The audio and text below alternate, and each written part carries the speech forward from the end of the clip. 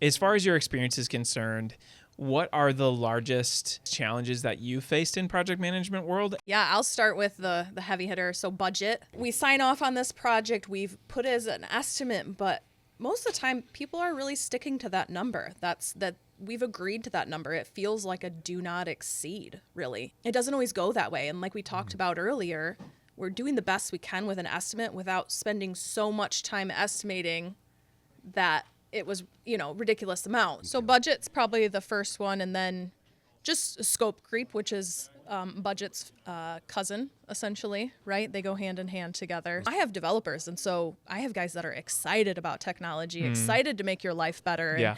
And we're talking and we're going, and we want to do that for you. And we're looking back at the scope going, ooh, that's, we kind of just agreed to recreate it as is. Cool. And so you toe this line of, that would be really helpful, and I want to make my client's life better, but also we didn't agree to that. So now the project manager's got to be, Debbie Downer, buzzkill, whatever you want to, but the source of truth in the end, right? Yeah. You can call it whatever you want, but somebody's got to ground everyone in reality and say, hey, you know what? We agreed to this. I love that idea. I want to do that for you.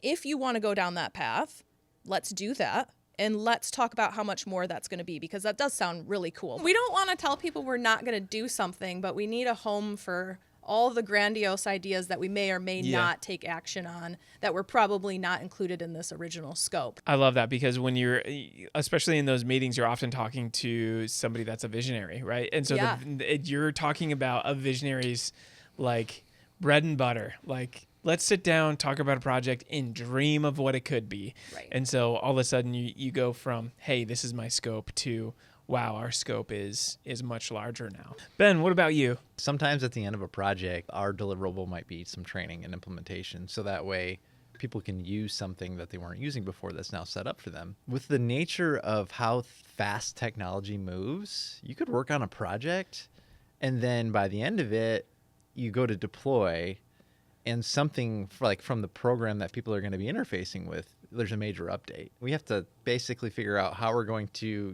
retrain on this particular thing when you're on site. So you're talking about the unknown/risk factors, right? To a certain extent with that? Yeah, to a degree. I mean, because you look at a lot of what at least we do in Modern Work and Learning at InsITe is base our solutions on the Microsoft stack. Okay.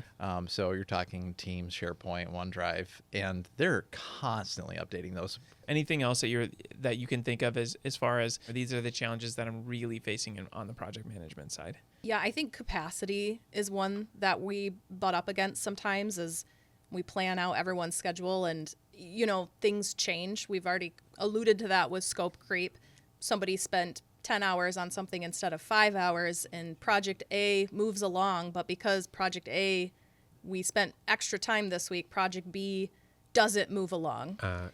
And we need to answer to both clients. We need everything to keep moving. We don't want to leave people too much space and have idle time, but we can't fill somebody's bucket so full that there's no wiggle room.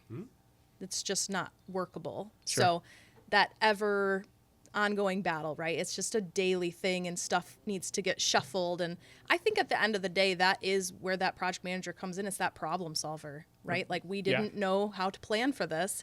Can you help? And now we're playing games. And how do we creatively make all of this work and keep our clients happy and loving our services while keeping our staff sane and also mentally well? Yeah. And that's the balance we look to strike.